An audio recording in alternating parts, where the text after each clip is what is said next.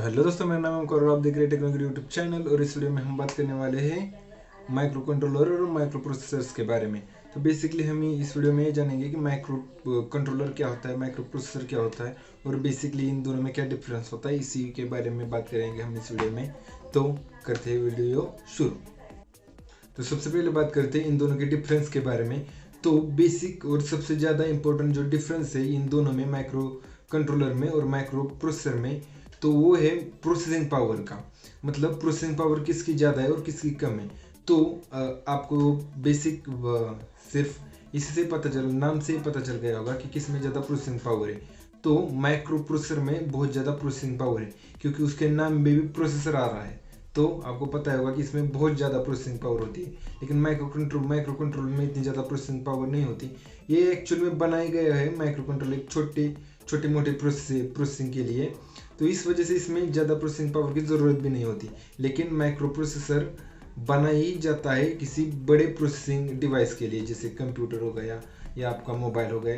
इस तरह के डिवाइसेस के लिए ये माइक्रो प्रोसेसर बनाया जाता है। लेकिन माइक्रो कंट्रोलर बहुत छोटे मोटे अप्लायंसेस, छोटे मोटे टास्क पूरे करने के लिए माइक्रो कंट्रोलर बनाया जाता है, इसलिए इसे ज़्यादा प्रोसेसिंग पावर की ज़रूरत नहीं हो। तो अब बात करते हैं इसके यूज़ की, कि माइक्रो प्रोसेसर कहाँ यूज़ किया जाता है, माइक्रो कंट्रोलर कहाँ यूज़ किया जाता है। तो माइक्रो प्रोसेसर आपके जो मोबाइल डिवाइसेस है, मोबाइल हो गया या कंप्यूटर हो गया, आपका डेस्कटॉप, लैपटॉप, जहाँ मल्टीटास्किंग कंप्यूटर्स यूज़ किए जाते हैं, जहाँ मल्टीटास्किंग कंप्यूटर टेक्नोलॉजी यूज़ की जाती है, वहाँ ये माइक्रो प्रोसेसर यूज़ किए जाते हैं। लेकिन अगर आपको एक छोटा मोटे प्रोसेसिंग पावर चाहिए, जैसे रिमोट कंट्रोल हो गया, आपके टीवी का जो रिमोट है वो, या एसी अप्लायंसेस, एसी हो गया आपका, या कोई टीवी का जो आपका सेट टॉप बॉक्स होता है, उसमें भी जो कंट्रोलर लगा होता है वो माइक्रो कंट्रोलर होता है एक्चुअल में। उसमें ज़्यादा प्रोसेसिंग पावर की ज़रूरत नहीं होती। जैसे आपका रिमोट भी है, रिमोट का एक्चुअल में आपके काम क्या है कि सिर्फ एक सिग्नल भेजे आपके सेट टॉप बॉक्स तक, तो उतना ही काम है उसका।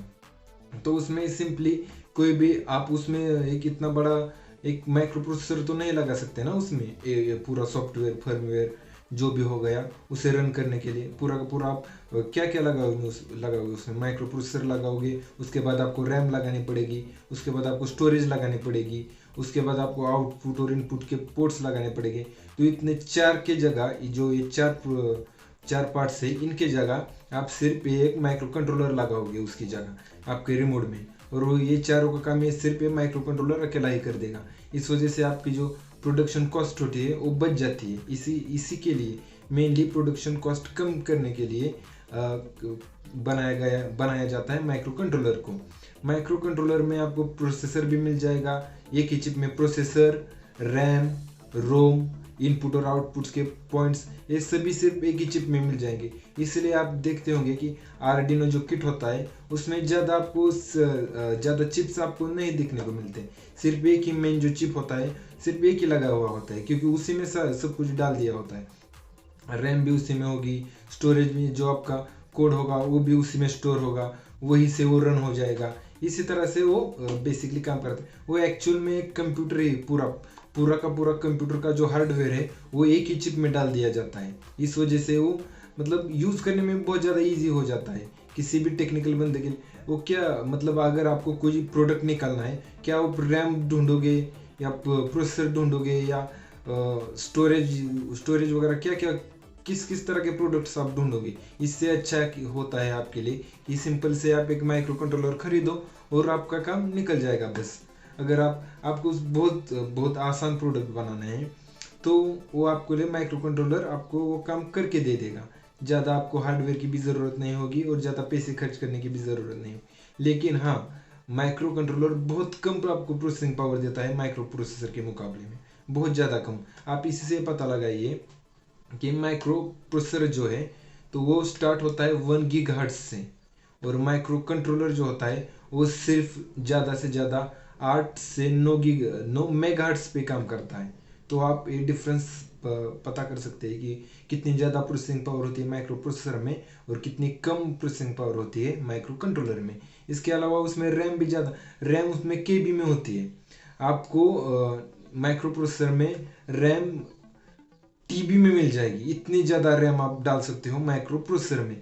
टीबी में तो एक्चुअल में आप टीबी की यूज़ भी नहीं करोगे। आपको ज़्यादा से ज़्यादा बहुत ज़्यादा आपको 4 GB तो आप कंपलसरी हो गई है। आपको 16-17 GB यू आपको किसी भी कंप्यूटर में आपको 16-17 GB की रैम मिल जाएगी, मतलब माइक्रो प्रोसेसर की कंडीशन में। लेकिन माइक्रो कंट्रोलर में ज़्यादा से ज़्यादा 2 KB होती है, 2 से 3 KB। और स्टोरेज में उसमें माइक्रो कंट्रोलर में इतना ज़्यादा नहीं होता, सिर्फ ज़्यादा से ज़्यादा 5 MB तक आपको स्टोरेज मिल जाएगा किसी भी माइक्रो कंट्रोलर में, क्योंकि उसमें ज़्यादा ज़रूरत नहीं होती माइक्रो कंट्रोलर को, क्योंकि सिंपल प्रोग्राम्स उसे रन करने होते हैं, इसलिए ज़्यादा कुछ उसे झोल की ज़रूरत नहीं होती ज़्यादा। ना उसे ज़्यादा प्रोसेसिंग पावर चाहिए, ना उसे ज़्यादा रैम चाहिए, ना उसे ज़्यादा स्टोरेज चाहिए, क्योंकि सिर्फ टेक्स्ट ही उसे उसमें स्टोर करना है ना। उसकी जो भी फाइल होगी आप प्रोग्राम की उसी को स्टोर करना है और उसी को रन करना है। इस वजह से कुछ ज़्यादा नहीं चाहिए, बहुत सिंपल टेक्नोलॉजी उसमें लगी हुई होती है। तो अब बात करते हैं इनके एग्जांपल्स के बारे में कि माइक्रो कंट्रोलर आपको किन किन डिवाइसेस में आपको देखने को मिलेगा, माइक्रो प्रोसेसर आपको किन किन डिवाइसेस में देखने को मिलेगा। तो माइक्रो प्रोसेसर आपको सभी कंप्यूटर डिवाइसेस में आपको देखने को मिलेगा, जैसे आपका मोबाइल हो गया, आपका डेस्कटॉप हो गया, या आपका लैपटॉप हो गया, टैबलेट हो गया, बहुत इन जैसे डिवाइसेस में आपको माइक्रो प्रोसेसर देखने को मिल जाएगा। लेकिन माइक्रो कंट्रोलर आपको बहुत सिंपल डिवाइसेस में आपको देखने को मिल जाएगा, जैसे रिमोट कंट्रोल हो गया, AC हो गया, आपका ओवन हो गया, या वॉशिंग मशीन हो गई, जो डिजिटल वॉशिंग मशीन होती है वो हो गई।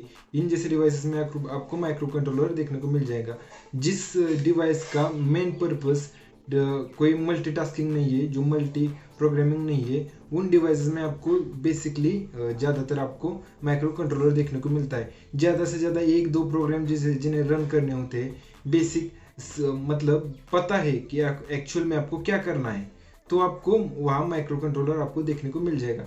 जैसे ज़्यादा से ज़्यादा 2-3 सेंसर है और एक डिस्प्ले वगैरह है, तो आपको माइक्रो कंट्रोलर आपको वहाँ देखने को मिल जाएगा। लेकिन 2-3 से ज़्यादा बहुत ज़्यादा सेंसर्स है, बहुत ज़्यादा आपको आउटपुट निकल रहा है, बहुत ज़्यादा इनपुट हो रहा है, तो वहाँ आपको ज़्यादातर माइक्रो प्रोसेसर देखने को मिल जाएगा। बेसिकली जहाँ आपको पता होगा कि सिर्फ यही एक काम करना है, पर्टिकुलर यही एक काम करना है। जैसे रिमोट को क्या काम करना है, तो सिग्नल भेजने हैं सिर्फ। वॉशिंग मशीन को क्या काम करना है, तो पर्टिकुलर एक प्रोग्राम उसे रन करना है कि इस स्पीड पे मशीन को घुमाना है, तो वो सिंपल वही काम करना है। जैसे ओवन में क्या काम करना है, तो पर्टिकुलर टेम्परेचर पे उसे गर्म करना है, पर्टिकुलर टाइम के लिए उसे गर्म करना है। तो ये टाइम हो गया या टेम्परेचर, सिर्फ 2 ही प्रोग्राम है, इसमें 2 ही टास्क है जिससे इसे कंट्रोल करना है। तो माइक्रो कंट्रोलर इसे बहुत आसानी से ये काम कर लेगा। माइक्रो प्रोसेसर की यहाँ ज़रूरत नहीं है, माइक्रो प्रोसेसर भी ये कर लेगा, लेकिन इसकी ज़रूरत नहीं है वहाँ पर, क्योंकि बहुत छोटा सा ये टास्क है, इसलिए इसकी ज़रूरत नहीं है। तो आई होप कि आपको इस वीडियो में माइक्रो कंट्रोलर और माइक्रो प्रोसेसर के बीच में जो डिफरेंस है इसके बारे में पता चल गया होगा। तो वीडियो अच्छा लगा हो तो वीडियो कर देना लाइक, और हो सके तो हमारे चैनल को कर देना सब्सक्राइब, ताकि आपको इसी तरह के टेक्नोलॉजी से रिलेटेड वीडियो आपको सबसे पहले मिल जाए। इसलिए आपको उस बेल को भी दबाना होगा। तो आई होप आपको ये वीडियो पसंद आई होगी। वीडियो पसंद आई हो तो वीडियो को लाइक कर देना। Thank you for watching this video.